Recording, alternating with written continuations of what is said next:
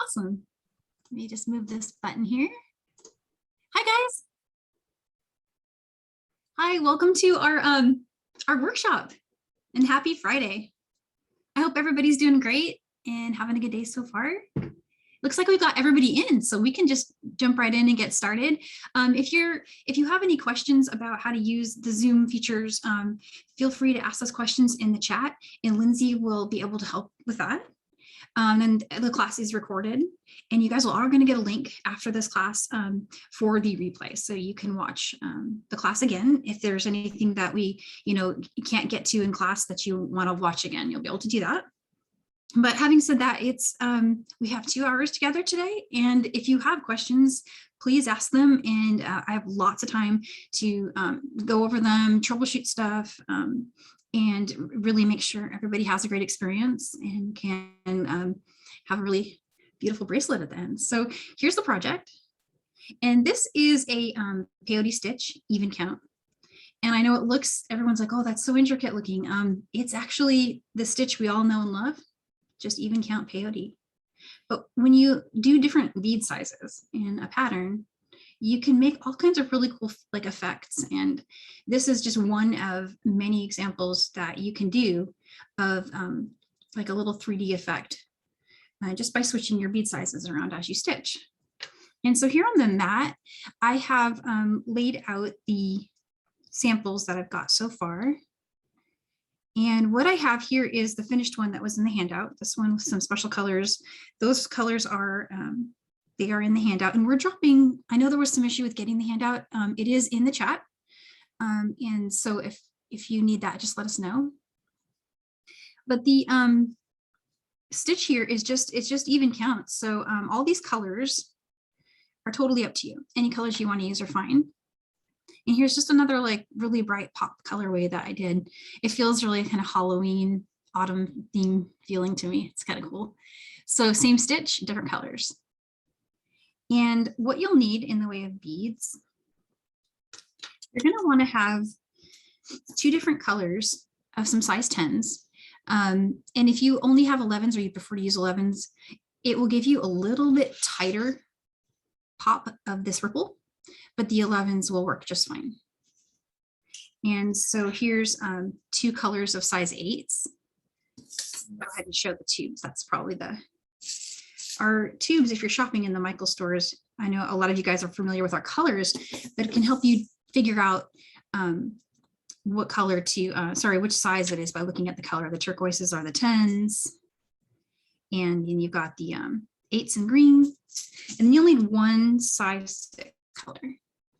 And so the size 6 bead, you only have 1 of those, but you do have 2 8s and 2 10s or 11s. So there's those beads. Next thing you're going to want to have is some beading thread. I'll be using the Wildfire, our usual 0.06 today. If you have other types of beading thread, I believe this can be done with almost any kind of strong beading thread will work. And for needles, size 12 or size 10. I always go with the 12 just because I'm trying to get through smaller beads, but it's not required. You can use a 10 if you like. And then you'll just need some scissors to cut your thread. And you'll need a clasp of your choice. So I have these. These are the ones I used on the sample. And they are from the findings wall at Michaels. All right, I think I covered all of the supplies. So just getting started, you can cut any length of beading thread that's comfortable for you. So one of the things that you want to keep in mind is this design. If you make one that's as long as mine, you're probably going to want to add thread 3 times, maybe 4 times, depending on the length you're going for. But I always recommend working with a more comfortable length than trying to go with something too long and tangly, because it'll just be a lot more pleasant of a beading experience if you're going with something that's just a little more manageable. So like a wingspan, would be good. And to help you thread a needle, especially since if you're working with those 12s, it can be tricky, is to go ahead and flatten the end of your Wildfire or your beading thread if it's the plasticized kind with your chainless pliers. Okay, and then just go ahead and grab a needle. And hopefully it'll, yeah, there we go. I'm having an easy needle threading day. Okay, and so the structure of this stitch, you know how in even count peyote, what we end up doing is we start by stringing the first 2 rows, and then we build row 3, and row 3 makes rows 1 and 2 pop out. So that's what we're going to do. And in each time we add, we're going to pick up 2 of each color, right, as we go up. So 2 size 10s, 2 size 8s, and then 2 pairs, sorry, of each color. And then up here, we're just going to do 1 pair of 6/0. So let's just start that really quick. There's, and also optionally, if you would like to add a stop bead, you can. I don't really find I usually need one because right after this step is over, it'll be pretty locked in. So I just, blaze ahead. But if you're having any trouble with it falling off the edge, just go ahead and throw a stop bead on by going through a bead twice and then starting the stringing step. I'm leaving about a 15-inch tail. We're going to need to have enough to create a little loop for our clasp. So about 15 inches or so is great. A little less is okay too. I always like to have extra. So there's my 2 pairs of 10s. And here's 2 pairs of 8s.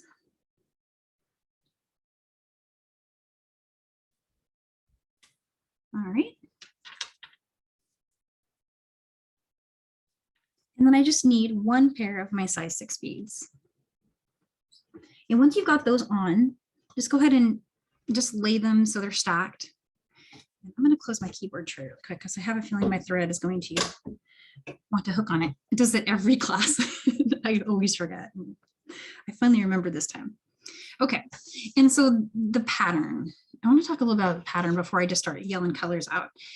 The way that the pattern is built is on the tops and the bottom. So when we're going this way and this way, what you're going to see is it's always going to go A, B, C. It's going to go in order. You'll never see 2 colors next to each other running in this direction on the top or the bottom. And what you'll see in each row as you're building each row is you'll never add the same color twice in a row.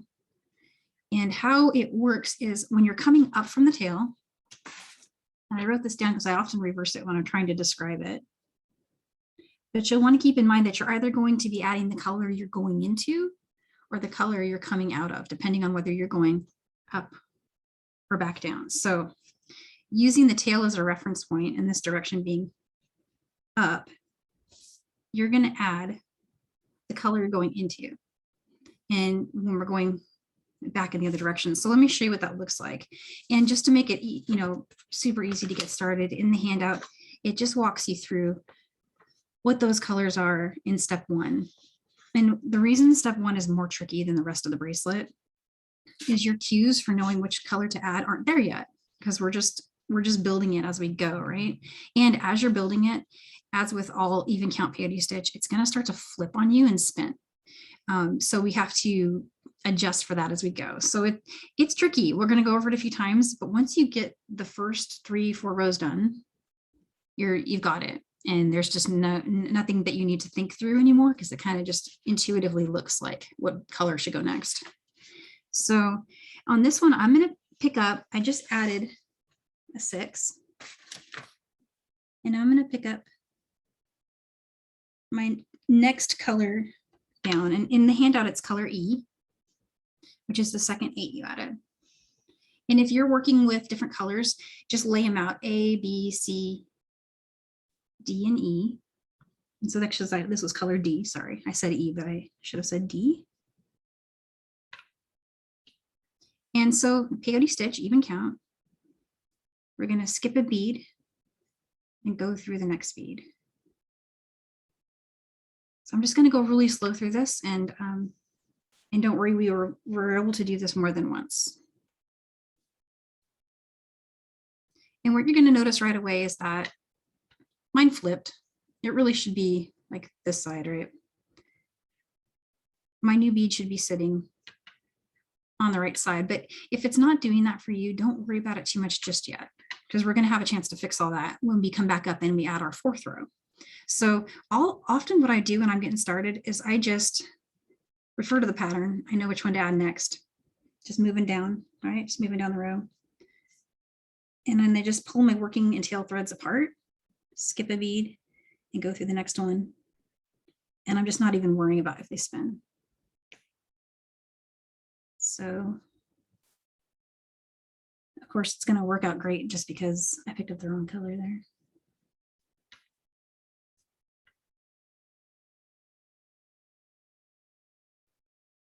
Oh, what did I do?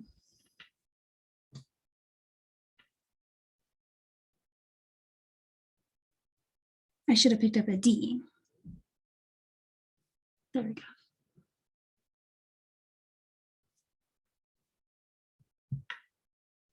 And so you can already kind of see the form of this taking shape. So the little stripe coming up, right? So we pick up the next color down and skip a bead and go through the next one.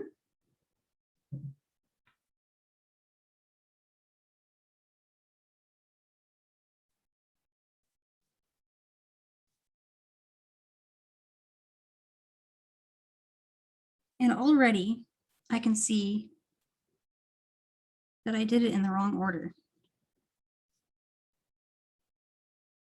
I was actually supposed to pick up an E. And I didn't do that on purpose, but I started going in the wrong direction. But so the next one should be an E, then a D. So it's a little tricky getting started, but I think that one of the reasons that I mixed it up is I was flipping back over to that side. So just watch for that. It's really tricky. And there is a spot when I'm stitching these up where I always make a mistake and pick up the wrong color. And it's when I'm starting my new row at this top spot. I always have to double check that for myself. And there's times when I've had to go back and pull it out because I look and I'm like, I didn't get that right. Just like what I'm doing now. So if you're going to go back through your beads, these are pretty loosely stitched right now. So I am stitching back through them. But feel free to take your needle off of your thread if it is in any way tricky to do this part. And sorry about that, guys. Thanks, Sharon. I feel better. I think it's just really tricky to figure out which one is coming up next. And so I was supposed to go from here, and then back down. So that's where I'm at. So skipping a bead and going to the next bead, and let's just check it. All right. And so I should have this bead sitting next to that one on that side. And it's looking better. There we go. All right. So I picked up a D. And then went through the second E. Then I picked up an E and went through my second D. All right, now we're doing good. So now our D, and we go through our second C.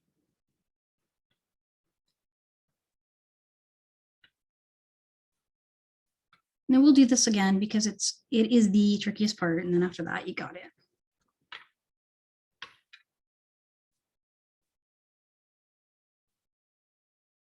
All right, so I'm just picking up a bead, skipping a bead, and going through the next bead. And now I have this crazy wonky looking thing, which is gonna need to be, fixed up as we stitch back up in the next direction. So starting with row 4. And with row 4, you're just gonna pick up the next color. So remember, it's the color we're going into. And I'm gonna be going into this color B right here. So go through a B. And this is where it gets easier. It's that first row, and it gets me. So do not feel bad if it's tricky when you're starting it out, because I have to double check it. every time. And there we go. And so now it's literally just the color I'm going into, picking up the color. I'm starting. And here's where I need to make sure I pay attention to my spin.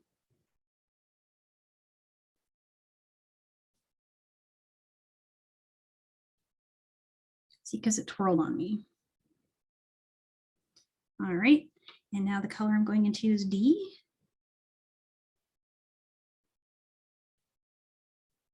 Okay. So now we see our shape finally taking form there. And I'm just tightening everything up. That's all I'm doing there. And it's not going to form a ripple yet. So your ripple, it probably won't form and actually look like this until you get to about row 8. And that's because when you add the short ones, it cinches it up and makes it pop. But you won't notice that effect right away. It does take a little bit of time to get going. Okay, and so here's where I mess up every time. And after this, I think we're going to start over. So I'm pretty sure that's what everybody would like us to do. But if there's any additional questions, for sure, yeah.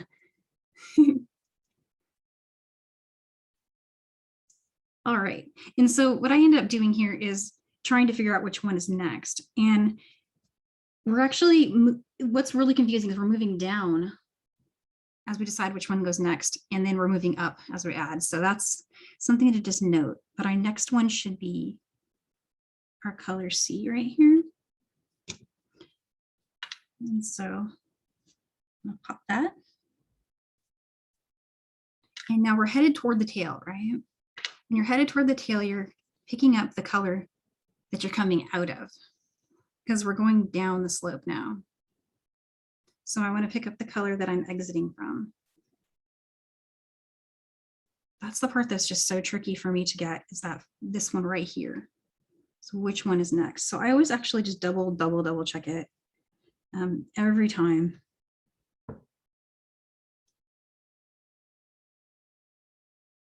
And there's that one.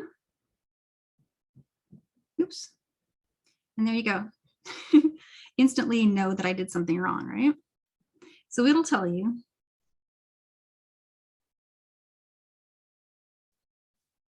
I'm supposed to add the color I'm coming out of.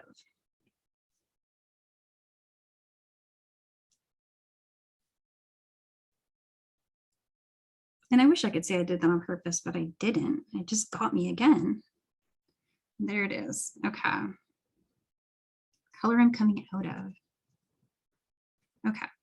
So that's pretty much the way to get started, the long, complicated, with a couple mess ups version of how to get started. But of course, so from here, you would be picking up the bead that you're going into, right? So I'm going into this color, and it just starts to make sense. And then even I can't mess it up because, well, I say that now, but it starts to just get super easy. All right.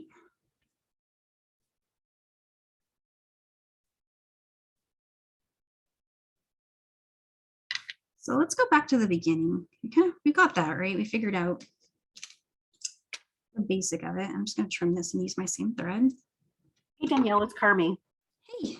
Yeah, you're right. It's definitely tough, but those of us who've taken all your classes know that we learn when you make a mistake, probably more when we get it perfect, and we also feel a little bit better, which is really great. So I know this startup, because it's crucial, I think we should just do it 3 times.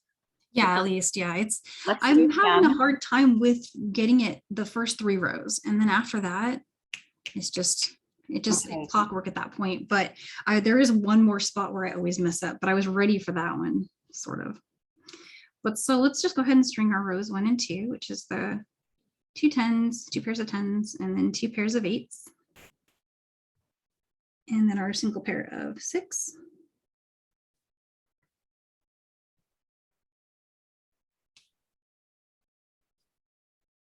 And then, so from here, see what's going to happen when you build your next row is they're going to pop out from each other, just like with all even count peyote stitch, but we want that spiral effect going. So in the pattern, we've said we'll start a new row with row 3. So another diagonal coming down. So it's color D. And we go through, skip a bead, go through the next one here. And again, I'm just pulling apart my working and tail thread to make it tight. And if it spins, I'm just letting it spin. It's really tricky to keep it from doing that. And now I need an E, and I'm going to skip a bead. And that rule of thumb that I was sharing earlier, if I'd followed it when I was working my last example, it would have helped me from making that mistake. But I'm basically stringing the color that I'm coming out of. I'm headed toward the tail, and I'm stringing the color that I'm exiting from.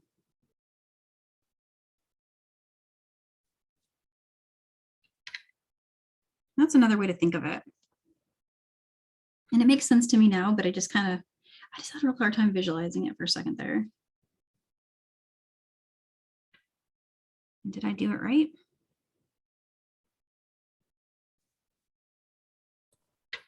I may have did it. Let's see. So Danielle, I'm watching too, and it's like, didn't you come out of yellow? Mm-hmm. Yep. See, it's really my brain. Yeah, my brain today. But I think one of the things that's really tricky about it for me is that I really want to line up color with color. I want to have the yellow next to the yellow, and it's the symmetry. I think when I do it with you, Danielle, I'm going to talk to myself out loud and say, I just came out of purple, grab a purple. Grab a purple. Teal, grab the teal. Yeah, because just now I was going to grab a teal one, no joke. But you said purple, and I'm like, oh yeah, okay, I got it.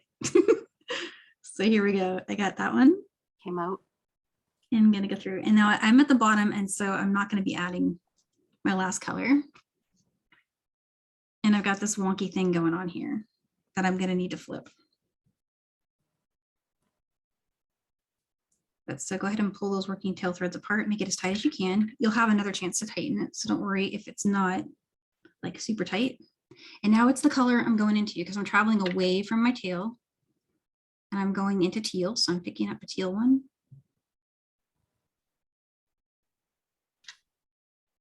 This is one of those stitches where I actually think purple into purple. It's easier in the round than flat. Anyone who's ever done a round Cellini spiral probably remember it's just a lot more intuitive to know which one to add. And so there's yellow because I'm going into yellow, purple because I'm going into the purple one. And last but not least, going to yellow into yellow. And then I'm at the top and I'm at the spot where I usually have to think about it. And so the spiral's already starting to show its little shape there. Oops. Sorry guys, I hit the camera there.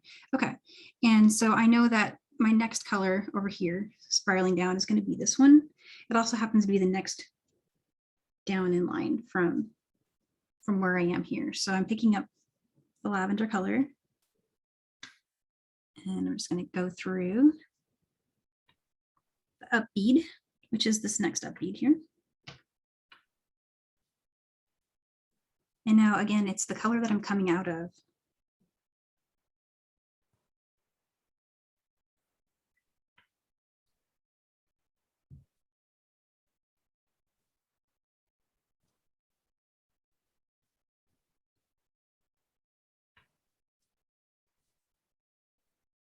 And you just keep going through your next up bead.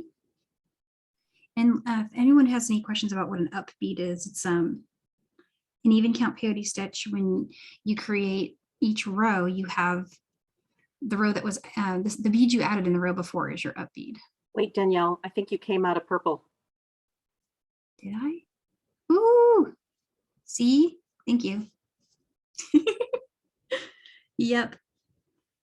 And I hope it would have popped out at me, but there was about 3 or 4 times earlier when I did that same thing, just making the sample. And sometimes you see it and sometimes you don't. I don't see them when they're down here as much as I would see it if it was in the middle for some reason. All right. So I'm going into a purple. So picking up a purple, again, we're traveling up away from the tail. So it's the one I'm going into that I want to grab.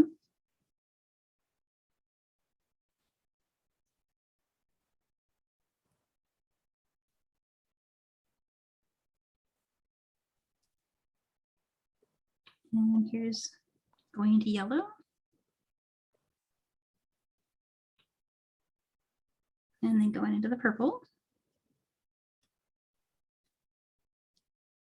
I'm just going to tighten up a little bit. And then so as you start to add all of these rows, what you're going to notice is that the pop will happen when you get to your next green and, sorry, teal and orange. When that section pops here, it'll fold these guys into like a up shape. If you help it along a little bit, it can actually fold down or up, and that's totally doesn't matter. And I'll show you what I mean on this sample. But in one case, I folded it up and the other down. That's why they reverse from each other like that. It's just whatever side you end up turning into the bubble. Okay, and so start one more time, you think? So Danielle, I'm just going to ask if anyone has a chance to put in the sidebar. Did you get it, or are you working away, or are you good for a third round of her showing it again? Need a third. All right, let's do it. Okay. Yeah, especially since I showed the wrong way to do it with the first one. All right, so let's see here. So to start, again, we're just going to string rows. We're going to string rows 1 and 2 together, right? And even count peyote stitch, you would pick up those first 2 rows. And for us in this design, it's 2 pairs of 10s, and then 2 pairs of 8s, and then 1 pair of 6s. So you got. So Danielle, we do have one person who got it. So great. Yay. Now Against all odds there. Everyone else. You are awesome. All right. And so a couple of things, you can try to logic through it, or we can just, refer to the pattern where it says just to pick up a D and then go through the next E. So it's all written here to follow, but sometimes I try to think it through without following the pattern so I can help people figure out an idea for how to change it up. And so sometimes that's how I get off, from what I originally planned to do. So and of course it's spun a little bit, but there's our D going into an E. And so I'm going to pick up the color I'm exiting from, which is my purple size 6, my color E. And I'm skipping a bead, right? And then going through the next one.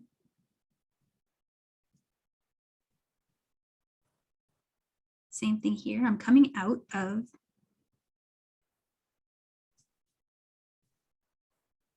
spin that so it makes sense. There we go. So you can start to see that little diagonal forming. And I'm coming out of a yellow, a color D. So I'm going to pick up my yellow and I'm going to skip that next bead and then go through the bead below that.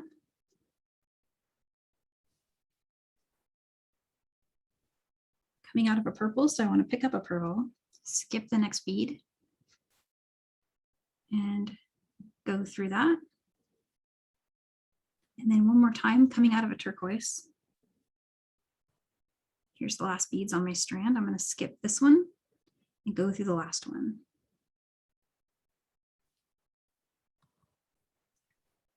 And then just pull tight. And it'll be wonky and kind of spun around. And so now traveling back up from the tail, we pick up the bead. That's the color we're going to go into. So I'm picking up a turquoise size 10, my color B. I'm going to go through the up bead. And I'm going to go into purple now. So I'm going to pick up my color C. That. And it spun on me, so it moved over here, but I know my next up bead is this yellow one, right? So I picked up a yellow and I'm going through my yellow bead. And it should fix that spin right there. And I still have some spin going on up there at the top, but we're going to get there too. The next color I need to go into is color E, my size 6 bead. So let's go through that one. And there it fixed our spin. And then here's the color I'm going into, which is our color D.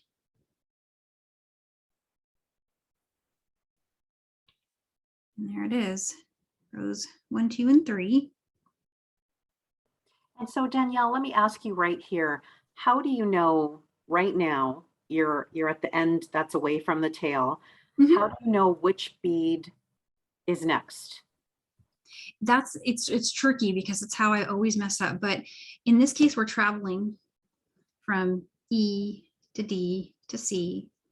And so what I should have here running along this whole top row is in E, D, C, B, A over and over again like that. But when you get back to here, our pattern reverses itself. And so that's where I get hung up. And so it might be worth showing that, because what starts to happen with the spiral, I can explain it very well, but is you get to a point where your next bead has to be the way it ripples. So let me show you on a finished one. Here's the starting side.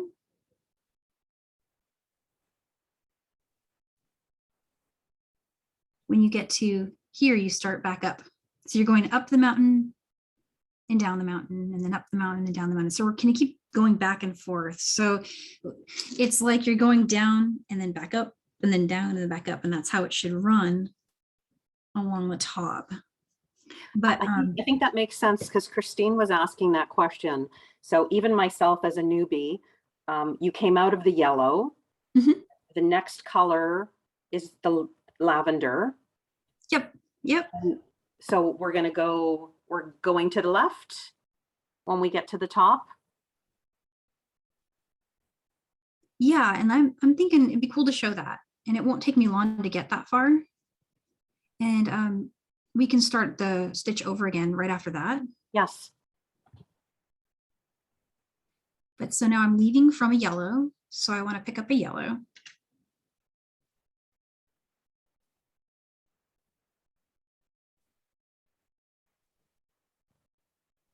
Leaving from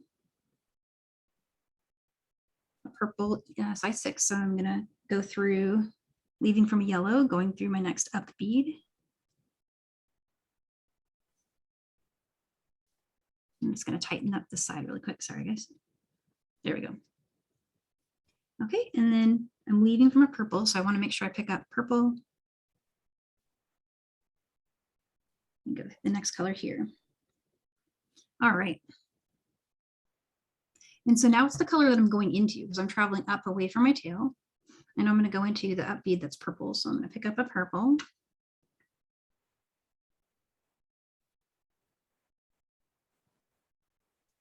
Yellow. And it does start to get really fast, actually. So when you, after you've made a couple, repeats of the pattern, you'll get really quick at it. So it doesn't really take very long to make these bracelets. They're pretty quick. And so here's another example of like, oh, I got to decide what's next, right? I'm just going down.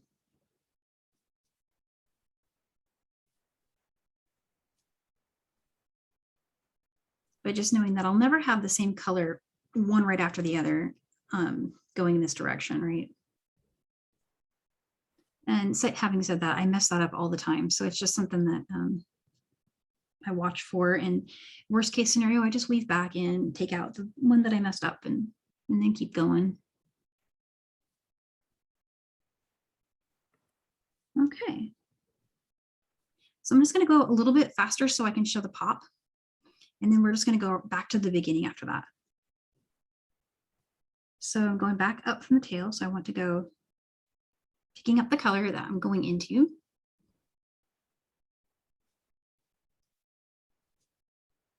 Oops.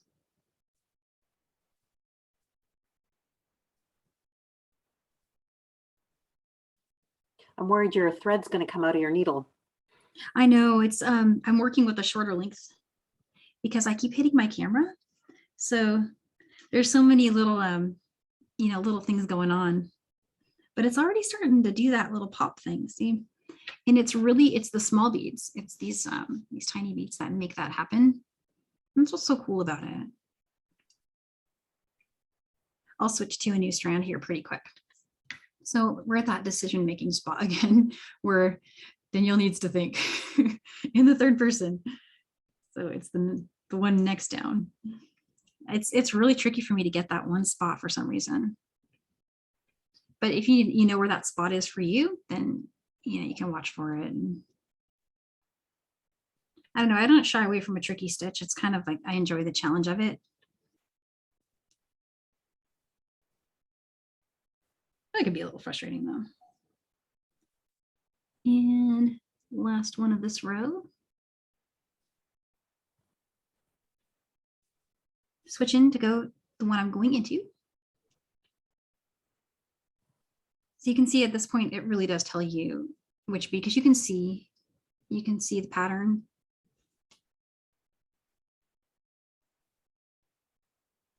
And if I was to pop a wrong bead in there now, it would kind of holler at me. It would be noticeable and it would make me stop right there and fix it. It's just those first rows. They're so tricky. Okay, so what color do I need to do next? I just added orange. I need to start going back up. Oh, just a comment from Jessie. She thought that this one would get the better of her, but Yeah. It's starting to make sense. So that's great. That's how I feel too, Jessie. Now that I understand we got to go across the top and grab the beads in order, I think it could be pretty zen after a while. Oh, totally. That's awesome. Yeah, thanks, Jessie. Because it's you know, this one, I was nervous about teaching it, but I want to teach something that's, you know, not super easy that, you know, we can all just figure out. But then there's the whole thing of, but I actually have to get it right. It's hard. This is a really hard stitch. So everyone who gets this today is really cool. You're right, Carmi, it's gonna fall out. See? Yeah. It's making you nervous. I can feel you nervous. It's making me nervous. I think I'm holding my breath. Don't worry, I got it. Who don't want to redo the thread our needles more than they have to. No worries. I think we're almost there. You guys can kind of see how it's already popping. And these, every time you add a small bead, it makes that pop more pronounced. And this is also a good sample for showing how to add thread. So we'll use it for that next, after we do our restart. All right.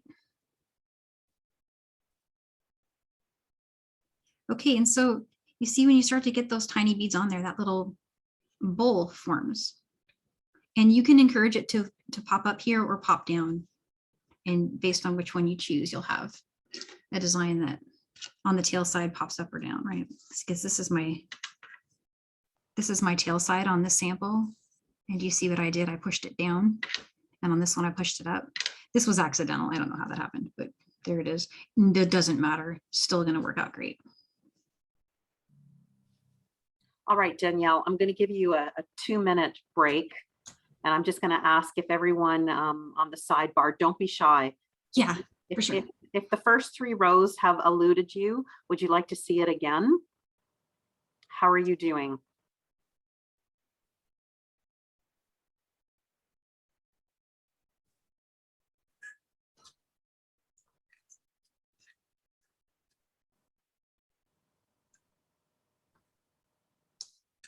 Okay, Pat hasn't received, she's not getting the ripple yet, but Okay. it's okay. I think she's more concerned that Val and Sharon are going to laugh at her. No laughing. Casey's got it. Yeah, I'm seeing a lot of got it.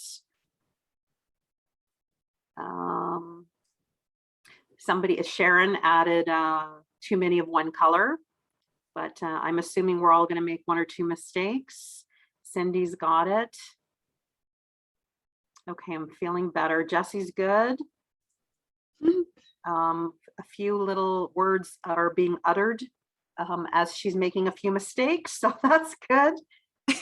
Excellent. Yes, I'm familiar.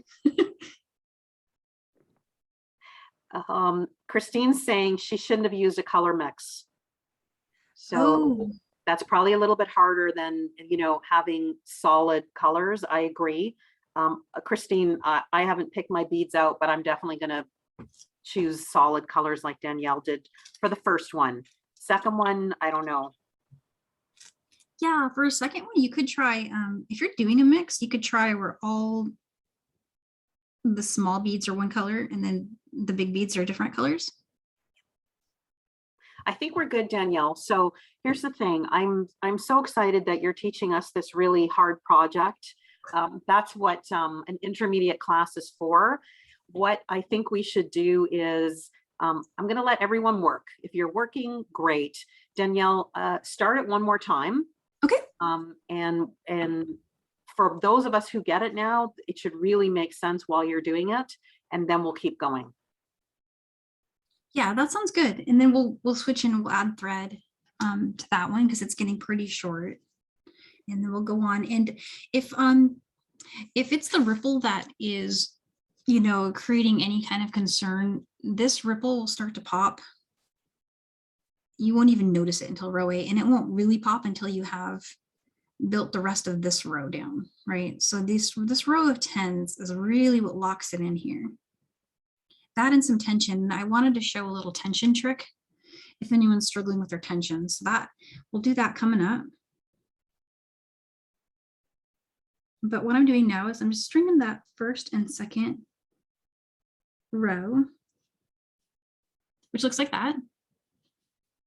And Danielle, just a quick, you said that you rethreaded 3 times. Yeah, I added thread 3 times in the design. Is your thread length the length of your arm like you normally do 3 times, do you mean? Yeah, correct. About maybe 60 inches or so. Times 3. Times 3, yeah. And that first one, you're leaving a tail, so you lose some right there right away. Okay, that's just, I want to make sure Jessie knows how much thread she's using. And it'll, you know, it could take 4 restrings just depending on how long, but I think adding thread is so easy that I would prefer to add thread than work with a really long strand myself. I'm lazy, Danielle. I prefer not to add thread. Yeah, I have moments. I go back and forth. I can handle a long strand. Every time I do, I get a knot. And then I'm sitting there trying to pick my knot out. But so yeah, this is, I mean, of this entire design, this is really the only tricky part of the whole design as demonstrated by me. You know, it's not intuitive for some reason. But, and of course, this pattern isn't necessarily the only pattern you could do. You could do lots of different ones. But for this one, what we're trying to do here is we're going to go in order down for deciding which one to pick at the top of these rows. And then if you're working down toward the tail, you're picking up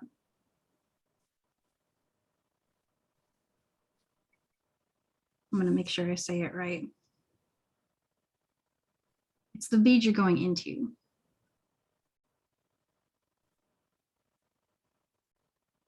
Or the bead you're coming out of.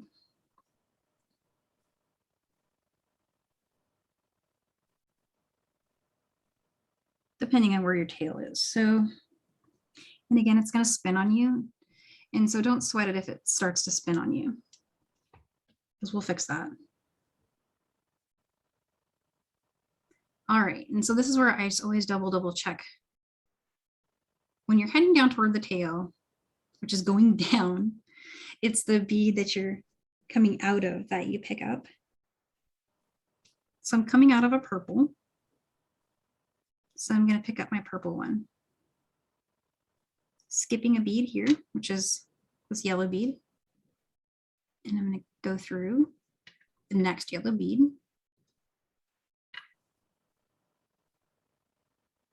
And pull tight. Don't worry too much if it spins. But something I like to do is I pull my working and tail threads apart just to get it tight. I'm exiting from this color here, yellow, color D. So I'm going to go ahead and pick up a D. And I'm going to skip the bead that's next and go through the one after that. Skip a bead, go through the next bead. And so you can see my little spiral starting to form. I got 3 going that way. I'm leaving from a purple. So I'm going to pick up another purple, color C. You're going to skip the next bead and go through the next bead.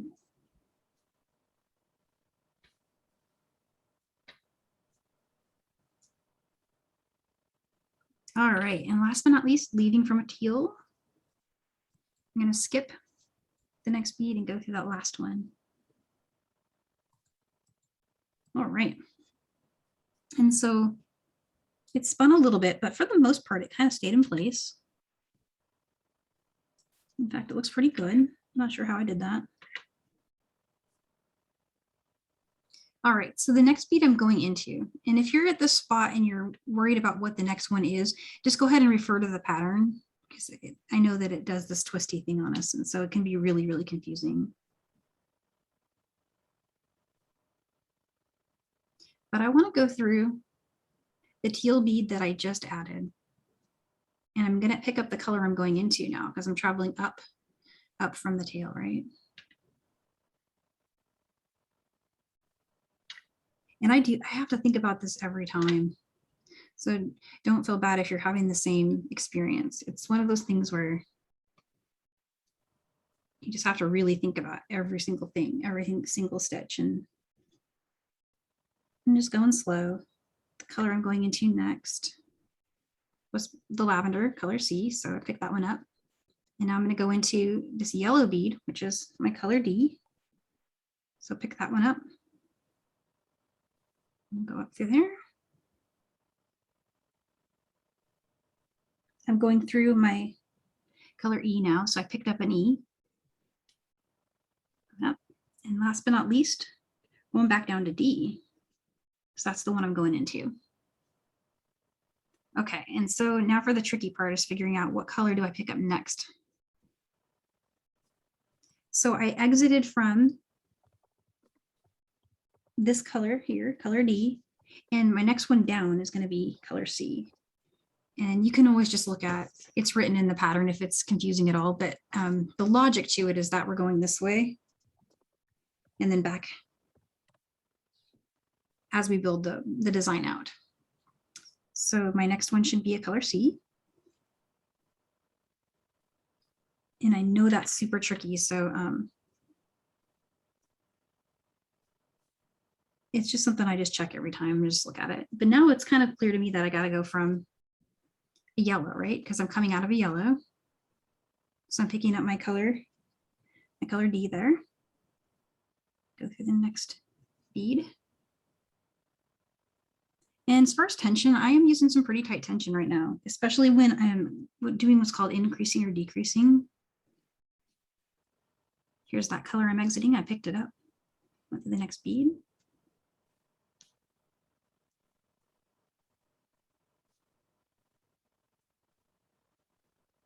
All right. Exiting from a purple. So I'm picking up a purple, color C, going to the next up bead. All right. At this point, I might even just tighten up a little bit. You won't see a ripple yet. At this point, there won't be any sign of that cool ripple. It's gonna need something small over here pinching it back down to form that shape. So as you're working right now, you just have to kind of go with it and wait for that to form. And so now traveling back up from my tail. So now I'm switching, picking up the color that I'm going into. I'm going into a purple, color C, so I'm picking up a C.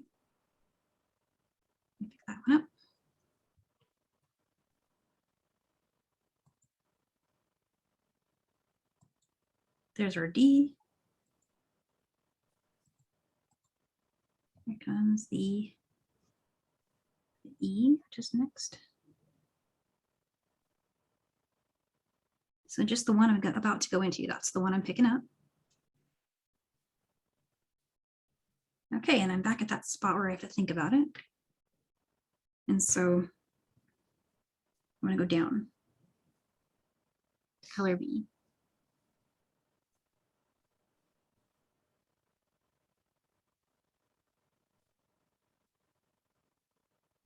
All right. Exiting from purple, so picking up purple, color C.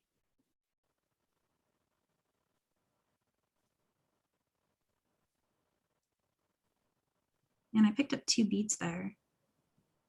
I think someone said they did, was that Sharon that did that?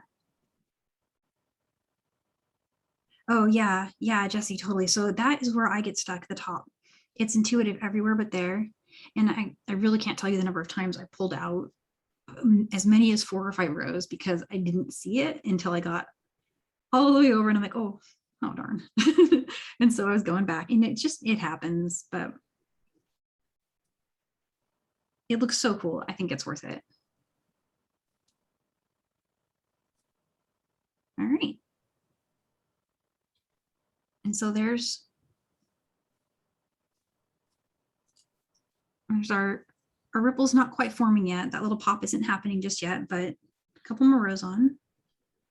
So I'm picking up the color that I'm going into now because I'm traveling up away from my tail. So the color I'm going into.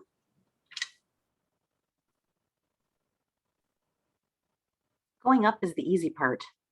Yeah, I think so too, because you just know which one is next because it tells you, but having to make that guess coming down from the top, I'm really challenged by that.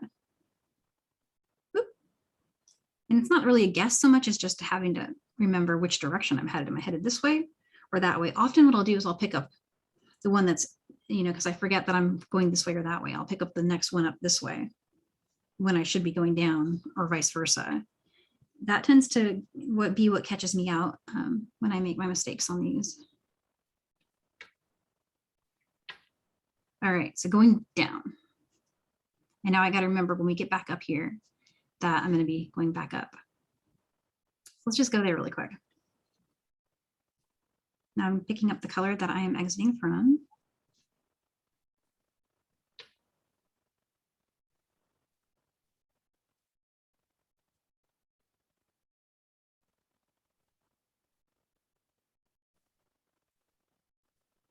Yeah, truth be told, I was nervous for this class. It's one of those ones that I love it so much and I really wanted to teach it, but it is it's not super intuitive, except for just once you get it going, I guess. But so I'm kind of forcing it to do that little pop here. It's not naturally doing it. I'm encouraging it as I go and I'm pulling. If you notice at your increases, and what I mean by increases is when you're adding the next bead up and it's a big bead. I'm about to do that now. I'm going from an 8 into a 6 here. And this one's for Pat. If you are having trouble getting the ripple to form, what you can do when you add your big beads, meaning you're increasing, is you can do a little turn. So stick with me here, guys. This is kind of a little trick. I just did my bead. I picked up the color I'm going into and I went through it. And what I should do next, right, is pick up and go through, right? Before I do that, I'm going to just do a little locking in turn. So I made sure my tension was really good and tight. Oops, sorry, camera hit. And then I'm going to come down through the adjacent bead. So for me, that's the little yellow one. And then I'm going to go through the yellow below that. And come back up through the bead we just added. And then through the one we were supposed to go through, or that we went through to start this row. My camera is super low so that you guys can see, but I keep hitting it with my hand. Okay, so there we are. And now what's going to happen here is this has no, no loose potential. Like as you're stitching the rest of your row, it's not going to loosen up on you as badly if you do that. I don't do that after every single stitch.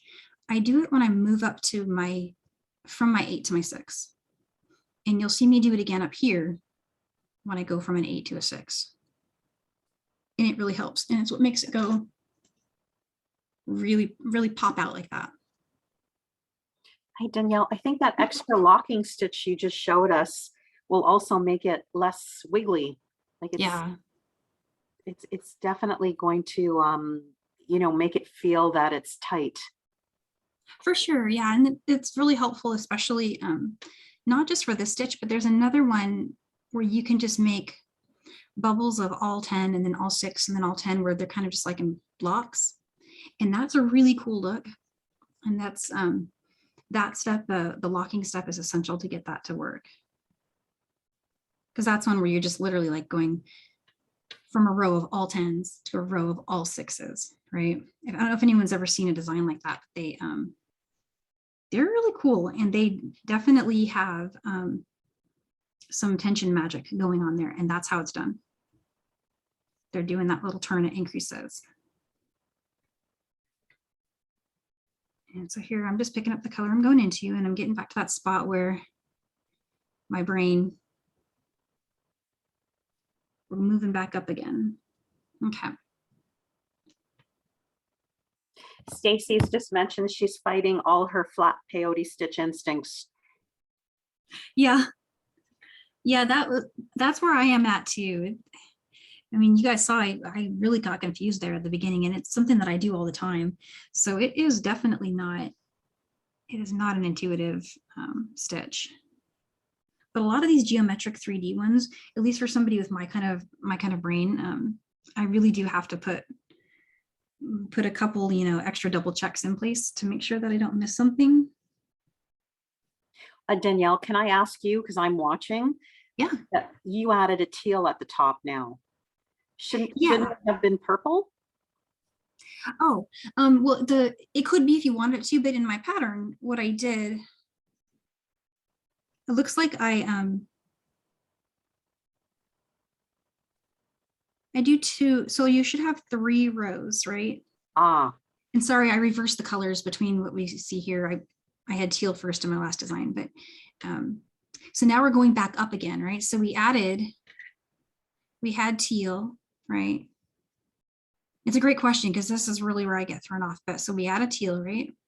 Then we add an orange, and now we're going back up. understood. So after Okay. orange, we're back to teal. Then I should go back to purple. I'm going to keep your pattern out while I'm doing this. Yeah, I should keep my pattern out while I'm doing it. I mean, it's really, it's those, what's the word, a mind bender. You have to think about every little step. But that's okay, right? That's kind of why I wanted to teach it, because if I'm struggling with it, then maybe there's something I have to offer there. So going through, picking up the bead that I'm about to go through, I'm going to just work my way back up. Oh, it's totally true. Jesse, for real. I'm like, no, it was 2 facts in my world. Carmi is always right, especially if it's about dates.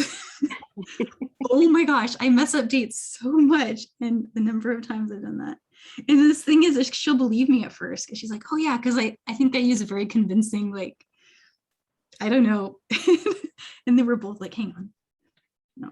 You know what? Sharon is really suggesting that if you put your bead piles in your pattern order, you're just going to keep working back and forth through the pile.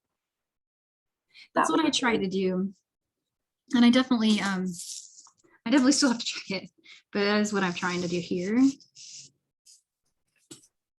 But even when I'm, working by myself and I'm not nervous, on a live, I still mess this up. So it's just totally be nice to yourself. So Danielle, I can see a couple of our students, and quite a few have their camera off. Could we just get a sense from everyone in the sidebar? Have a few of you gotten as far as Danielle? Sharon, how are you doing? I can see you, which is great. Oh, you are getting it. Oh, wow, wow, wow. Oh, yay. That's so cool. I see. Stacy. Oh, I can see yours. It's stunning. Yeah, that's great. Cheryl's getting it. Paula's got it up. Stacy, Cindy's got it. Oh yes. I wanted to say Taringo family because I don't know your first name. So Taringo family. Pat, how are you doing, Pat?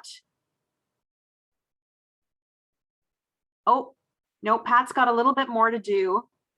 She's got 2 rows. We're going to have to send Sharon over to give her a hand. Oh, Valerie. Oh my God, Valerie's halfway through her bracelet now. Oh, wow. That's amazing. Okay. And we've got quite a few people who are getting it. That's the important thing for Danielle and I today. 1 or 2 people are definitely waiting till after the class. Me too. So I feel very good for you, Danielle. I think for this tough of a stitch, the bulk of the people are definitely getting it, and some of us are doing it later. So continue as planned. Okay, yeah. Were there any questions about any part of it?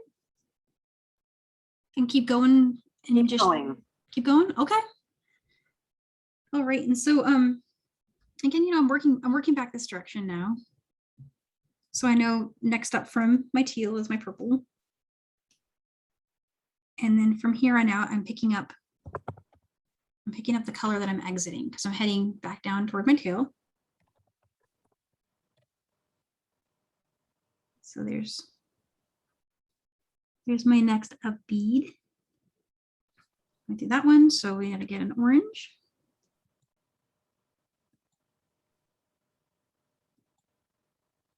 Oops.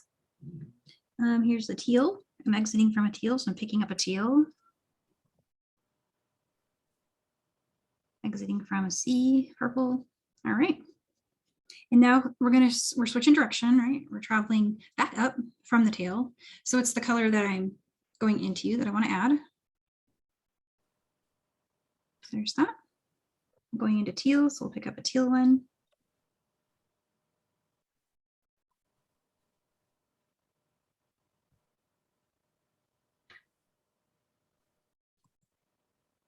All right.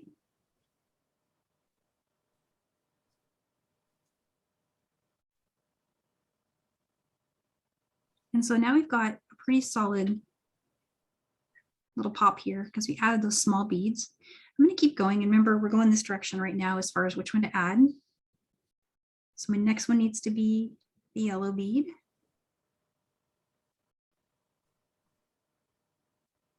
All right.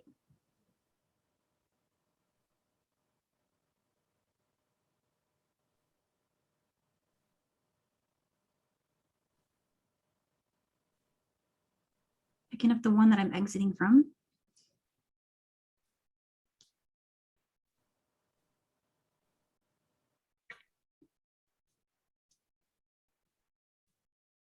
All right. And now I want to be picking up the one that I'm going into. So I'm going back up. And we're almost to another spot where I will want to make one of those little turns. So we're going to get there really quick here.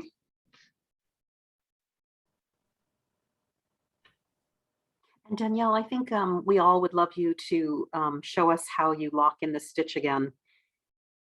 Yeah, that's a good spot to show. Almost there. Should be there in another 2 rows. And you get a chance to do that at the top and the bottom. And you could, technically you could do it at any spot you want, but I find it adds the most value if I do it when I'm adding my size 6 beads. So that's coming up actually right here. So here's my 6.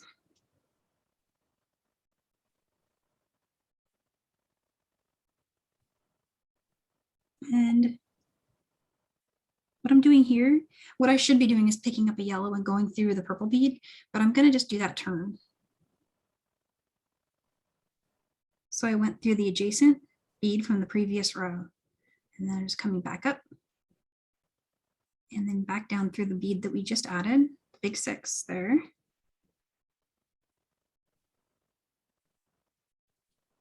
Through that one.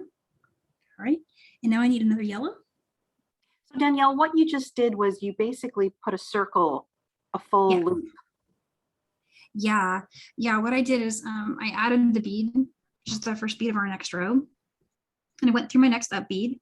But before going on to pick up a bead and go through my next up bead, before I did that, I just went back through the previous row and up through the top, around through the bead I just added, and back down through that up bead. And then I started going along. You came out exactly where you would have been if you didn't lock it. Yeah. Yeah. I just made a circle. So hop, hop, hop, and then back through. And then just carrying on with the stitch as normal until I get to that spot where the sixes have traveled down. And then I'm going to want to do, and it's really the one down here that I find the locking in is really crucial. If you skipped the one up here, it would probably still be okay. It helps, but it's this bottom one here that that I find comes loose and wants to come loose the most. Yeah, and Stacy's noticed right away, it really does tighten up the work. Yay, I'm glad. Yeah, that is something that it's something I wish I discovered sooner, because there's a lot of my early stitches where I want to just take a new thread and go through all of them again. Some of my earlier pieces. All right, and so I just did something wrong there. Does everybody see it? What I do? Wrong color. Yep. I didn't stop you in time. Oh, that's okay. I think it's cool to show like that you'll see it, right? When you get this far along, it'll pop out at you and you'll see it. And Danielle, truthfully, I think a few of us will make this mistake and just leave it. You know what? That's totally okay to do. Stacy's laughing, right?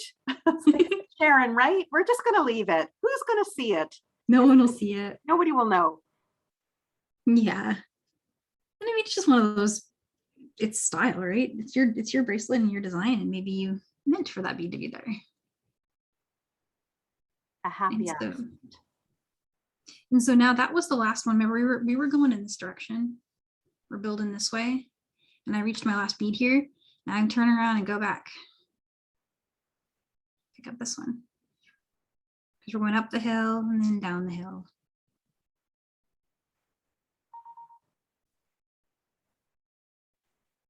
Oh, Christine missed a 6-0 and left it. Hey, good for you. I am all for being less of a perfectionist when it comes to the beadwork. It's supposed to be fun, right? And it's still going to look amazing. Danielle, I think that's how we discover half these new stitches is somebody made an accident and liked the effect. That's a really good point. Jessie's noticed now that she can just cheat and look at the previous colors. That helps too. Once you get an established, repeat going, and I think that's really good. And you see how fast you start to get really quick about it. And here's a spot where it starts to kind of curl down.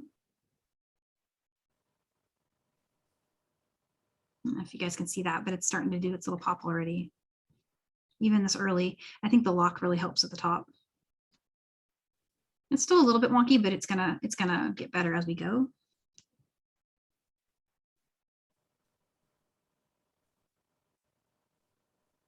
And Danielle, Sharon would love it if you could show the locking again from the tail side. Awesome. Yeah, I'm almost there. That's kind of what I was hoping to do. So I'm glad you guys are with me on that. It takes a minute, but we'll get there. I'll go a little bit faster. So just gonna go down here. And then I'm remembering I gotta switch to picking up the one I'm going into.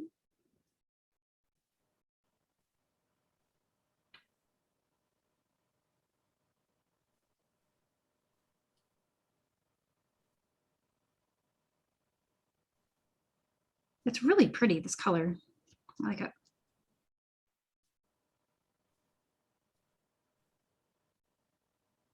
Okay, so I'm gonna go down to the teal color next.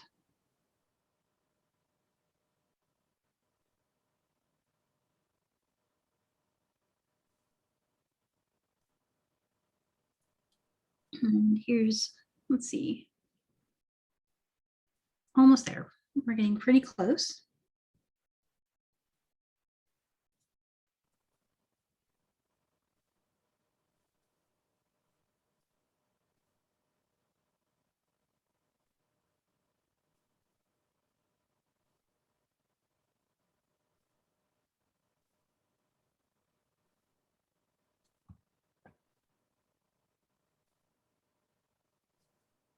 Okay, so I'm going to do that lock in, I believe, when we get back to the bottom there.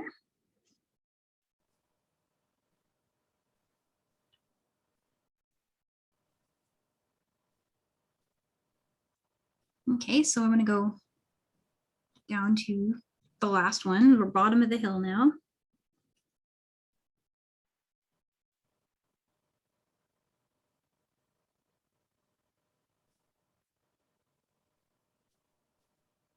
And I'm picking up the one that I'm exiting from. That's the new color that I'm picking up.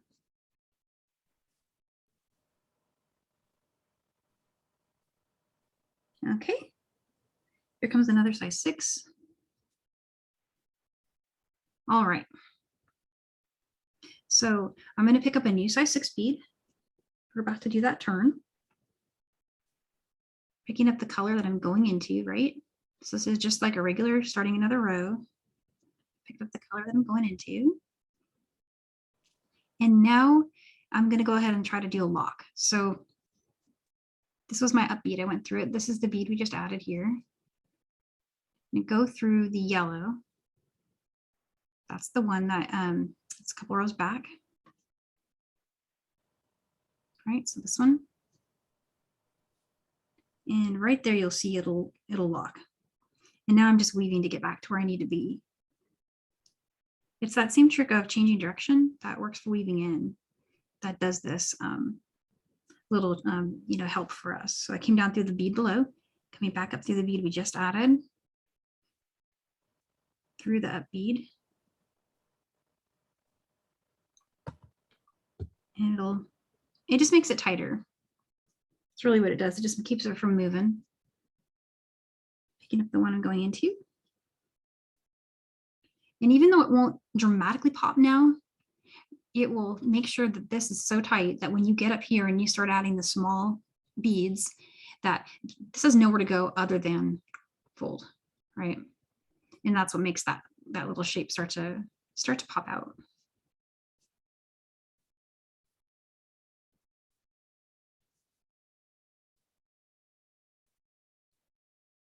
Okay, so here's another spot where I got to figure out what's next, right? So I've got to the bottom of the hill and I added my orange bead and I need to start traveling up the hill again. So I'm going to add that turquoise bead next.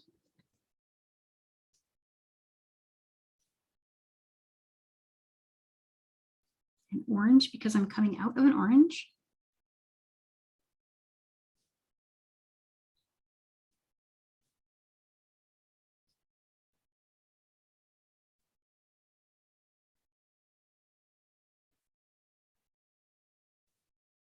And my thread is starting to get short, so this is a good timing. Already getting a good pop there. I'm gonna pick up the color I'm going into. And you could, if you wanted to, you could do another lock here. I mean, this isn't an increase, it's actually, we're decreasing down to this 8. But if you wanted to, you could come back. Why not, right? Because it just gives you even more, just I guess, stability there. Oops. So totally up to you if you want to do that or not, but I feel like it kind of helps a little bit. Let's see how we're doing. We're doing pretty good. Why don't I go back up to the top and then we can, I don't know, maybe add thread. Danielle, I wouldn't want this class to be over without you showing them how to add thread. I think you have mostly regulars, but your way of adding thread so there's not a knot is really appreciated. Awesome. Yeah, I'll show that now since I'm getting a pretty short strand here. You see how this stitch is pretty thread hungry. I'm already, of my new strand, I'm already gone through almost all of what I had. And I could do another row, but I'm gonna go ahead and just set that aside. But there's some pretty good pop going on there. I think it really is that little trick of turning that does it. And so keep it in mind with your length that because of this ripple, you'll end up creating a lot more rows than you normally would in a flat stitch to reach a bracelet length. It just makes it a little bit longer to get to the end. I'm gonna grab some more thread and I'm gonna cut another strand here. Oops, there we go. And then just another recap of how to thread a needle. There's, if you use your pliers, your chain nose, flat nose, square nose, to flatten the end of your thread, it will go through your needle just a little bit easier.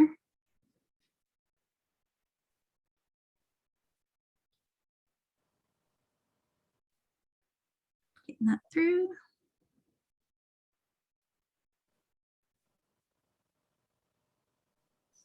Okay. And so for weaving in, what I like to do is I like to bring my new strand in to the work somewhere kind of a little bit back from where I've ended. I weave in until my tail stops moving by changing direction a few times. And I try to exit from the place where my old working thread left off.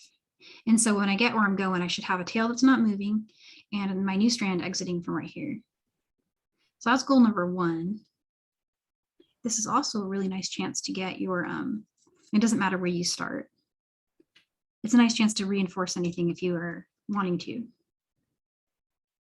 Okay, so I'm just gonna really quickly start dancing around through the stitch and I'm gonna keep testing my tail. So what I mean by that is if I pull on the strand, my goal is that this doesn't move anymore.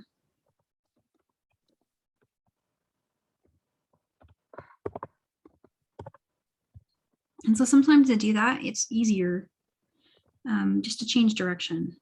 So I'm going to change direction now. I'm exiting from this this purple bead here. I'm just going to go to the one next to it and start heading down towards me. And I'm just going to pick one of the beads below it and go through that. And in Peyote stitch, you have a choice. You can go through, like right now, I'm exiting from this purple bead. I'm still following thread path if I go through here or through here. It doesn't matter which one I pick. So I'm just going to go through one of those. And I already have a weave in that's really strong. So right now I'm pulling on this new thread and this is the tail here. Tail's not moving at all. So I'm just going to head where I need to go. I'm going to change direction again, go through bead next to it. And traveling up until I reach my old working threads position. So I'll just keep going here.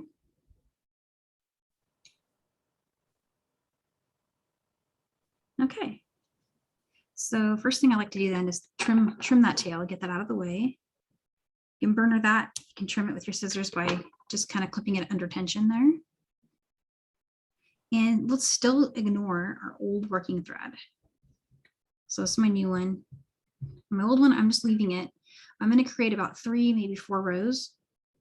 And then we'll bring our old thread up into it. And sometimes when I'm working these, I don't even bother weaving in this thread until I get to the end. I just leave it there. It's just hanging out. And you get to the end and you'll have 2 or 3 of these strands just kind of left where you left them, and you can weave them in at the end if you want to. So totally style there, whatever you like to do. But I'm at that spot where I got to choose the next bead. And I'm headed uphill right now. So I'm going to grab a purple.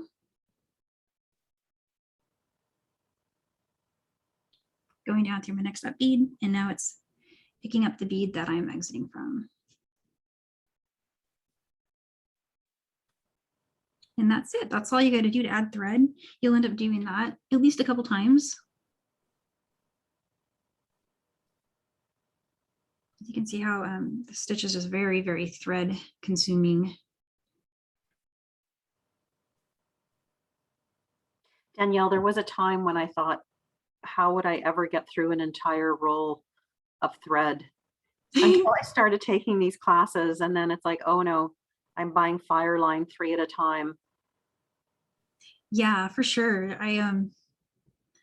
What I find is that with Wildfire, I get these in like the how much on this, 50 yards. I get these on the 300-yard spools minimum. And because, especially since I started teaching, I'm going through it like water. But you can refill your little spools from the big spools. Yep. And I do that sometimes too.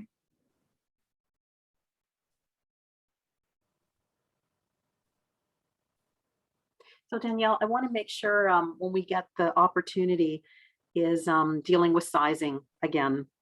Yes, yeah. And I have a finished sample I can show over there. And I think really there's a couple of things you can do. Of course, you can use that bracelet design board, which is really nice. But one of the things about this design is that it is tall, right? So we're looking at something that pushing an inch, right? Give or take a little bit, depending where you measure.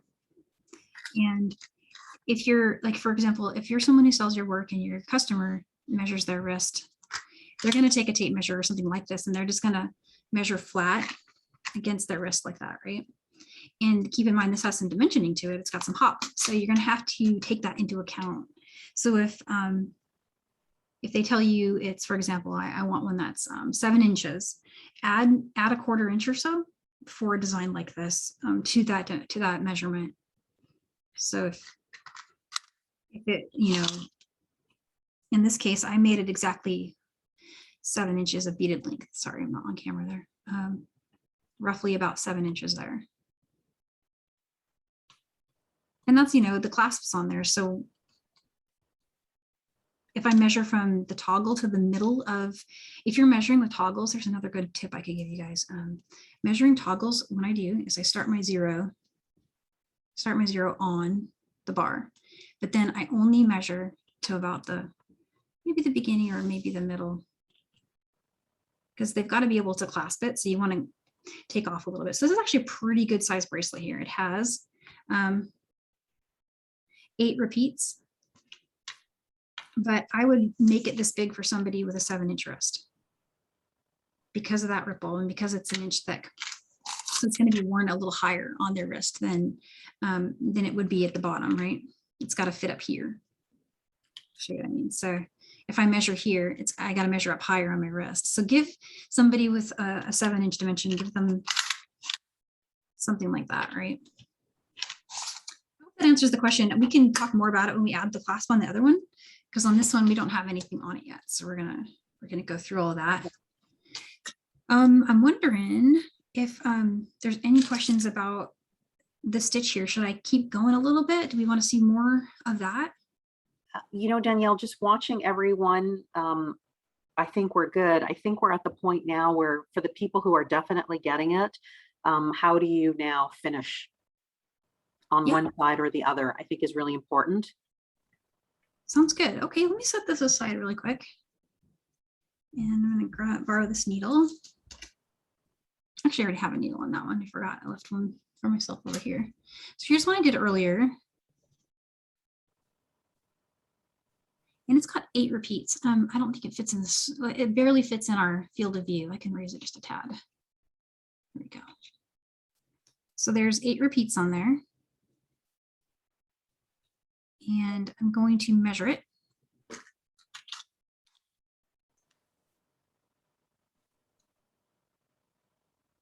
So about 6.5 for 8 repeats. And that's all going to depend a lot on your tension here on the same pop, because just to show you an example, I'm going to raise this up a little bit more. Check this one out. This one has the same number of repeats. They both have 8. But for some reason, the beaded length on that is pushing 7. And here, I was just tension heavy on one and not on the other. So there's lots of ways to get caught out on this one by dimensioning. There's just no way to get around measuring it. If I needed to make this 7 inches, I'd probably do another ripple on this one. But your clasp is going to add some good length, right? If you do the same clasp I'm using in the same style, you're going to get to about, 7.5. And I'm saying 7.5, even though it's 8 here, because keep in mind with toggles, they kind of overlap each other, right? Yeah. Yeah, so I'm hoping that makes sense, but an overlapping toggle, so I'm subtracting a 1/2 inch when I do a measure like that. And so when you put it on, someone has to overlap it, right? You got to keep that in mind too. So to get your clasp put on there, you're going to need like a little loop, and there's lots of cool different ways to do little loops. We're looking at 125. If there's time, I can show some alternates, but I'm just going to show the way it is in the handout first, and then we'll go on and we'll show other ways if we have time.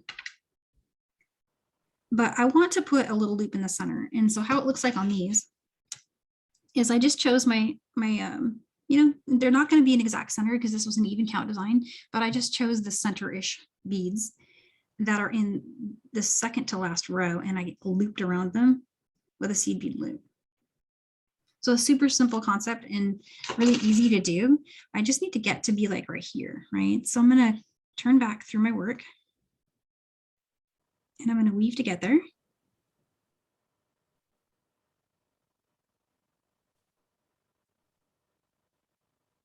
There we go.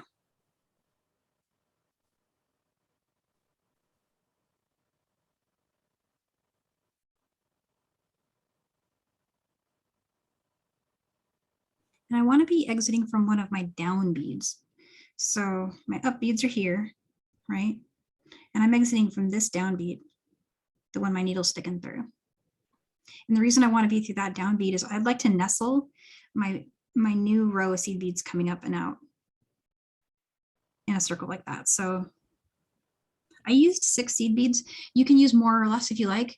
6 is a good length for jump ring, I find.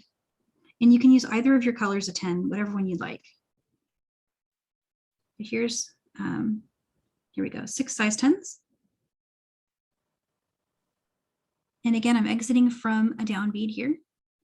And what I'm going to do now is I'm going to skip this up bead, and I'm going to go through the next down bead. It doesn't matter what direction. You can go through it this way or this way. It actually doesn't matter because we're going to go back up in the opposite direction and then come back to reinforce. So for now, what you'll get is something that's kind of loosely sitting above. Come back up through those 6.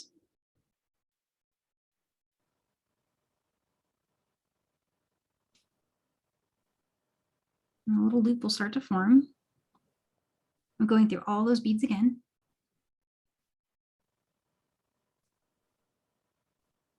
All right, and when I get over here, I want to pay attention to the side that I exited from. So I exited from the top of the bead and went around. So now I'm going to come in through the bottom.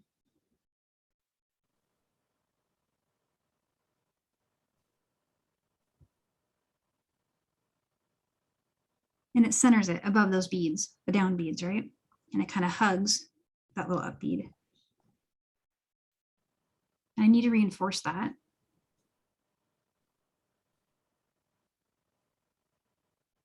So let's go up, through, down,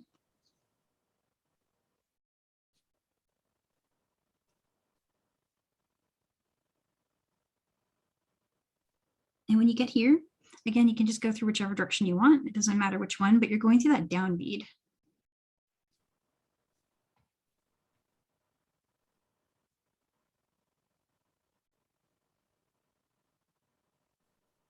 At this point, it should start to get pretty tight as well.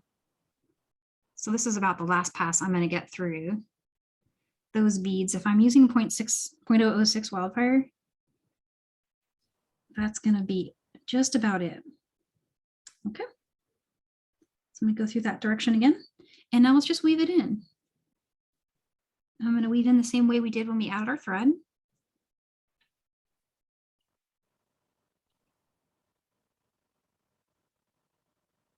Just going to go up a few beads and then come back down.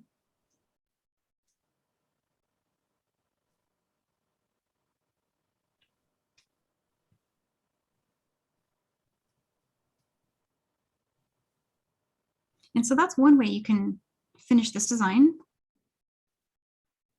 I'm gonna go down through a few more beads here, and then I might change direction again, just to doubly lock in everything.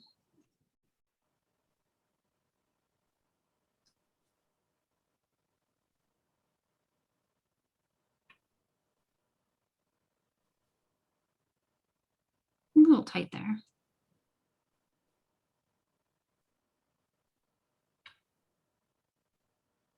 Okay, I think I'm gonna trim it right there. That's pretty good. Push down. All right. So there's one side. I have a trick for making that loop look better. If you feel like it looks kind of bent, if you have these round nose pliers handy, it can help to just kind of go through it. Just roll it. And it'll give you a little pretty loop. Wow. I never saw that before. That's brilliant. It's nice for earrings, you know, like if you did a really pretty earring. So there's one side. Do we want to see that again on the other side? Yes. Yes. Okay, let's do that. And I believe I already flattened that side. So Danielle, are you working with your original tail? I am. Yeah, I left a long tail when I started this design, about 15 inches. And I'm going to use that tail to make my loop. Let's pull that through. There we go. Okay, you know what? Actually, on Saturday, I saw a trick, and I haven't tried it yet, but on Saturday, I saw a different kind of needle that it's not a collapsible eye needle. It was like a big eye needle where the center like bends open. It's a beadle-on one. Anyway, if anyone's having trouble with needle threading, I meant to try that this week, and I'll do it before our next class just so I can say whether or not I recommend it, but something to think about. You're So again, about our all day of making classes last Saturday. Yeah, I learned a lot. I watched all but the one that we started during. I watched all the others. Me too. They're cool. And Pat's agreeing the big eye needles are great. Is that what you use, Pat? Oh, that's good to know. Yeah, I should probably try to throw those in there in a class and see. That might be helpful to some folks. Yep, Valerie too. Oh, wow. Sharon got Pat started. Oh man, you guys are like way ahead of me on that. But Christine does caution you that she did break an 11-0 bead using it. Oh, but it interesting. works great with the bigger beads. Okay. Yeah, that's good to know. That was my concern, is trying to get through an 11 with it, because my recollection from working with it with Ceylon, which is how I used to use it, was I would try to pull it through, and the beads had to be pretty big to get that to work. So it's really great with the 6080. Yeah, I definitely want to try that. Okay, I'm not going to interrupt you. Tell us what you're doing again.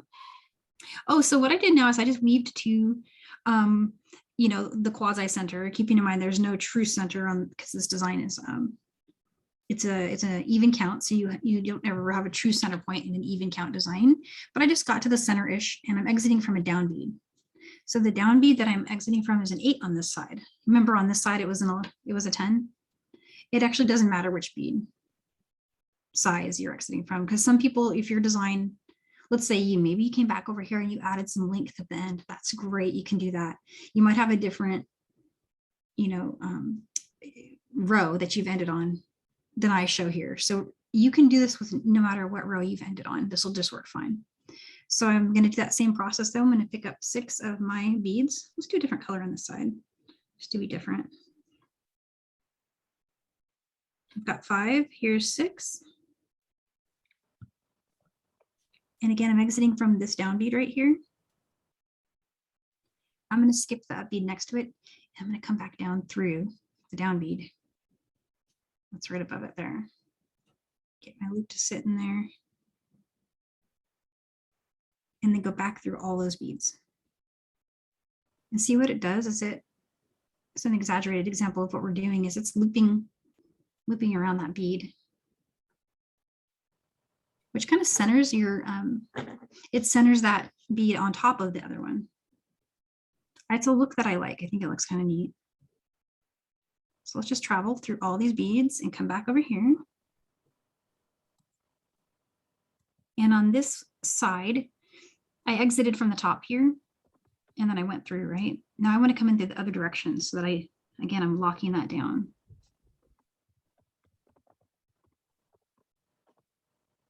So it just kind of, and it's really nondescript. It doesn't stand out. A lot of seed bead designs, you know, your finishing method, it can sometimes detract from the look that you want to achieve with your, you know, your design. So I just try to go small with my endings in the hopes that it this doesn't distract, right? But this is so pretty. And again, it doesn't matter if I was to go, this is that down bead. I could go this way and back up, or I could go that way and back up. It doesn't actually matter because we're going to hug that bead regardless. I tend to favor the one that looks like it's teetering from, right?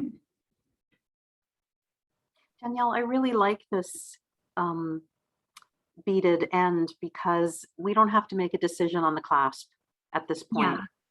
You know, it's finished, it's locked in place, and you know, a clasp can come later with or without jump rings. Like there's so many options, but the work is, you know, really nicely finished.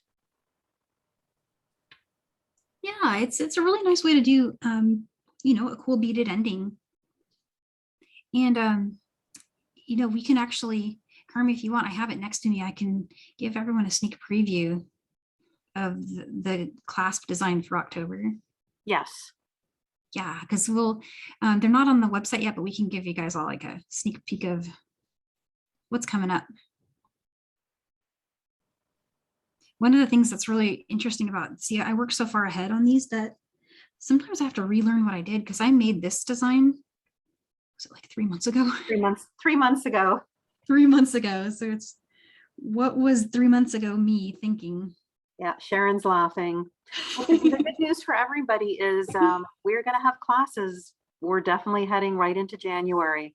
We're already working on those January classes now. So Yep. I owe you the next set. yep. I was working on something this morning that I'm excited about. All right, and so I feel like I wove that in pretty good. So let's trim that. We're doing great on time, so I'll run my idea by you guys after I throw a clasp on this. What do you think? Yeah, it looks, Danielle, it's gorgeous. Oh, thank you so much. I'm glad we finally got there. I was worrying myself there in the beginning. Like, do I remember how I did this?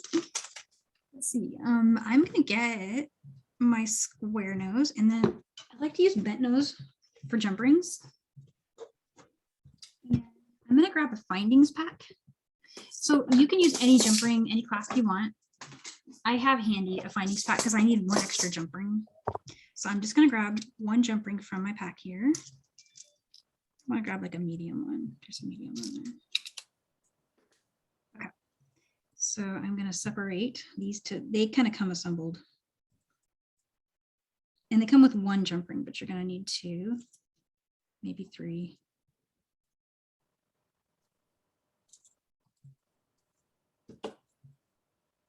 Okay, so let's start with this side.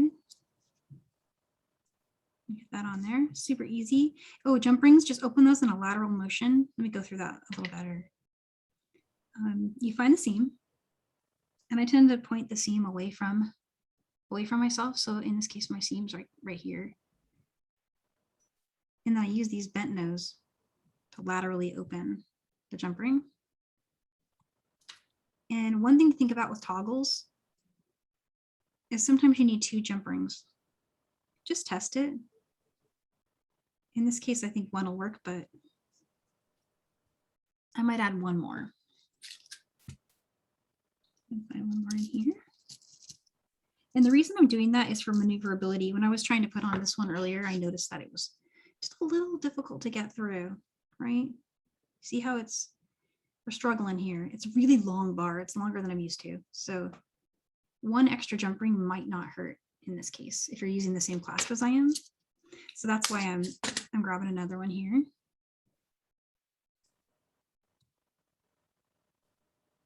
Again, there's a lateral motion there. Another cool thing about ending your design this way is you can change your mind about what clasp. And if you put it on and you're like, oh no, you can just take it out, add a jump ring, and you got it. I went down from medium to small because I thought that it looks kind of cool. So let's just see if I can get it to work.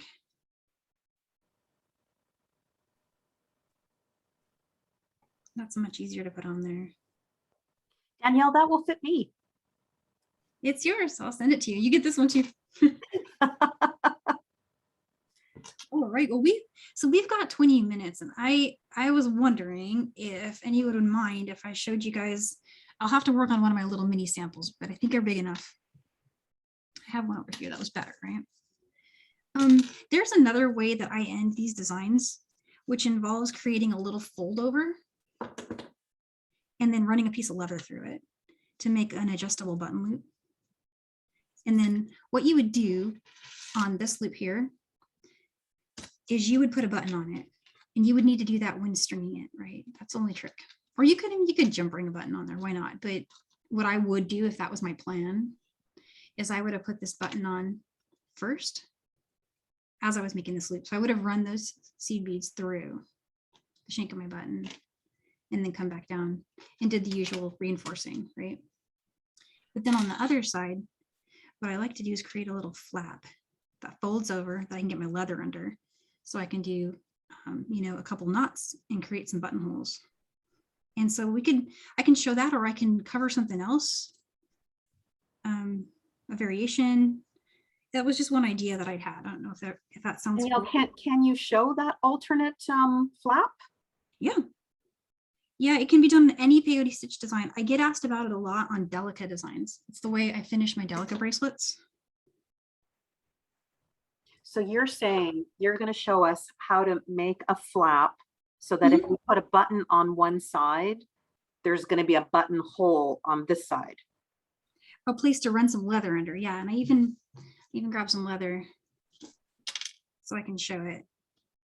I feel like the button sides, it's the same thing we just did. This is the only thing that you would need to do differently if you were interested in ending it that way. It also solves the seller problem of how big do I make this?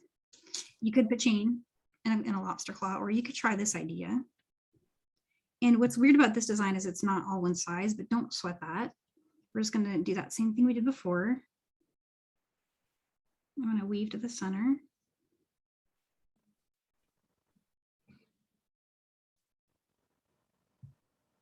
Okay.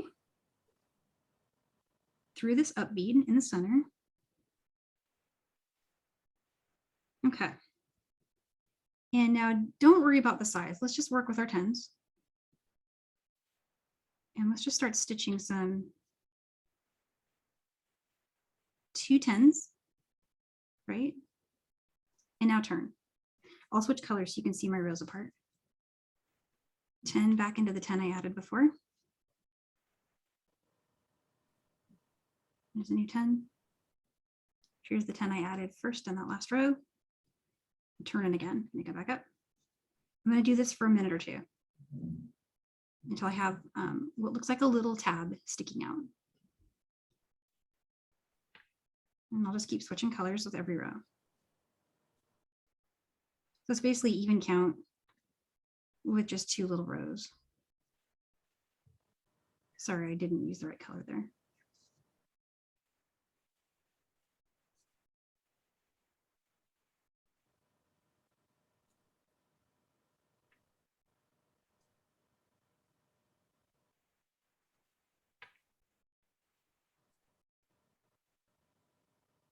I'm just going to keep going. Give yourself about, it's kind of up to you really how much you want to add, but I do 2 things. I go for about at least ½ inch, and then I test it and decide. Take into account the size of leather you want to use. I'm going to be using a 1.5 for my leather, but if you were, for example, going to use a 2 millimeter, maybe give yourself 3/4 of an inch. But I'll show you what I'm going to do with that thing. So there's my little tab. Let's give it one more. This little trick works really amazing with just a flat, no shape design too. Okay, so basically what I have is if you did our peyote rings class, or you've made a peyote ring, you know how you can connect and zipper by connecting, one side to the other. We're going to do the same thing, but it's just going to be on itself like that. And it's tricky because this design has some pop to it, and our up bead isn't going to be the same size, so it's going to seem weird, but you won't see it at all. See, because it's hidden under there. It's just going to look like your leather is sitting on the side. So all you got to do is basically zipper stitch it into an up bead. I'm choosing this yellow one here. And when you're going through, it's not going to be very easy. You just go through the work, right? Don't try to keep your needle on top, right? I went through that yellow bead. I'm going to go back through. So I'm just stitching back through the work so I can get back to where I need to be, because it's very hard to sit there and try to get your needle through. So now that was an up bead. Now I go through the next up bead, which is on my tab, right? Which is that little orange one, that last row I added. Let's go through that one. And what's my next up bead? That purple one, the big purple. Again, it's not going to let me go through in the same dimension. So I'm going to go back here, get it through. I want to be on the other side. So I'm just going back through my next up bead, which is that one here, right? And now I want to turn and go back. So I went through that up bead. You can choose this yellow bead here, or you can choose the purple one adjacent. I'm going to choose the yellow one because it's my path of least resistance. So just go through there, coming through, and look at that. You have a little loop. It's hidden. No one's going to see it. It's just locked under there, right? And so what you need to do from here is just, you can reinforce. You can go back through. Reinforcing is tricky on these designs, but what you could do is just go through your down bead, or back through your up bead, whatever path is easier for you to get into, because at this point things are really tight and you're trying to maneuver around, and least frustration is often my choice. So here we go. I went through here. Now I'm just going to weave in on the side where I can see well.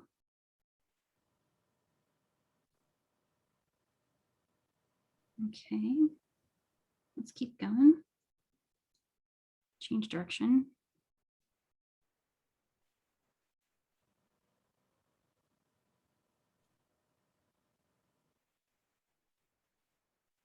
And I'm going to change direction one more time and then call it good.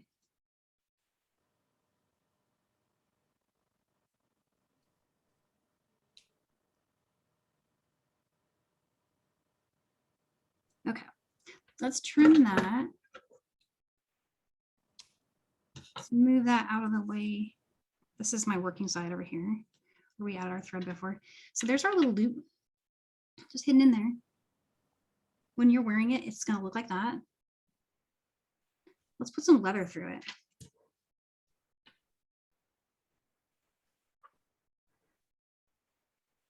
And it's going to trim here. And this weekend, I'll try to finish this all up and put a really cute button on the side so I can show a nice photo, of it finished. But yeah, Danielle, that's a wow. I think we're holding my breath there for a few minutes, but that is a totally different thing. And I can definitely see people using it on other projects they're already working on, making that tab.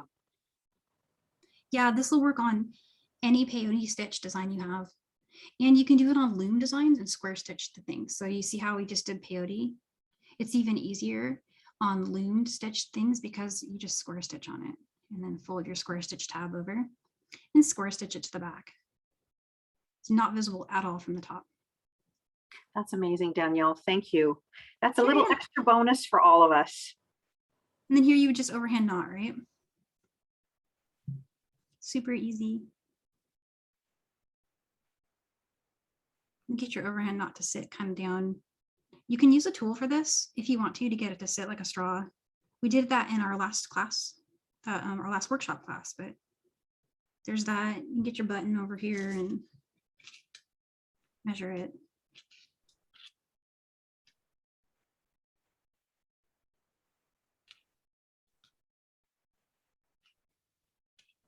Try to get that to fit there, roughly.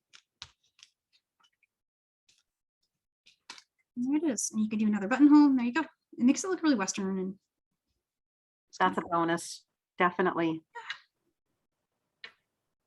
So So- Danielle, that's amazing. Listen, you've got, I didn't even ask you at any point if you wanted a drink of water or. I'm okay. I'm just so glad that I got the pattern right. I was Yeah, worried. so you've been going straight for almost 2 hours, but we did say we wanted to give everyone a little bit of a sneak peek Yeah. of what's coming up. Got it. I'm going to move this really quick. I have a mat under a mat. They're kind of stuck together. I glued them or something. I should have glued them to the table because it kept moving as I was working earlier, which is kind of a pain, but here we go. So I had a clear mat. I'm going to raise my camera just a little bit. It's a little better. Yes. Okay, so let's start with next class, September 10th. September 10th is loom design. And this one, I'm teaming up with Meredith. Meredith will be in class. This is a free class. It's an hour. We're going to do a loomed buttonhole. This is a really cool look. This is next level stuff here. So a little bit of experience using the jewel loom could be helpful. So since we have a little break coming up, we're taking off the Labor Day weekend. Between now and September 10th, you could watch some of Meredith's jewel loom classes. I believe Sarah has some too, where they show how to use the beadle-on jewel loom in general, just as kind of like a refresher. But we will go over in class how to do, setting it up again, and we'll also show how to loom with Pretty. bugle beads. Yeah, this was a really fun one, and you can do lots of variations on that. And then the class after that are these really cool earrings. And so at Michael's, they have these hoops. How this looks inside. Let me show you guys. This is just a rope. And it's just, it's called a netted rope stitch, and it's easy to do. You just need 2 colors of size 10s. You could use 11s too. In fact, I think I interchangeably did that. And then it's just slide them back onto these hoops. And you can make them for any size. In the handout for this class, it does say which hoop to use. So that if you wanted to copy the counts and the dimensions that we used, you could get there by just following those instructions, or you can change it up and do just any idea that you have there that you want to do. And then this one is the next one. It's a beaded cabochon. So this one's an advanced class, but I'm just going to go really slow through it, or just do our very, very best. And it has a kind of similar start to how we did those beaded candles, which were for these beaded candle holders. If you want to go back to November of last year and check out when we made these, step 1 of this is the same thing we're going to do. Step 1 for this. The same stitch, basically. It's a lengthwise peyote. And then you build on top and you build under it with delicas to cinch it up around a cabochon, which has no hole. And then we just put a little bail on it.